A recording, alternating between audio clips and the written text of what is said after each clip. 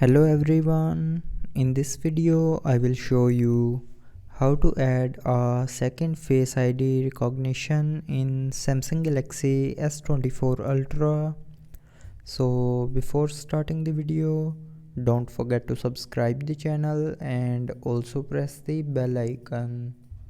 So first of all, open settings. Now in settings, scroll down and here click on security and privacy. Now in security and privacy, scroll down and click on biometrics and then click on face recognition.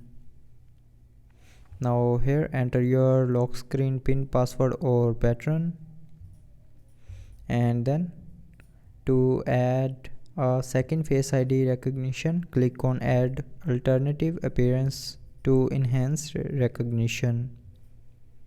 Now scan your face.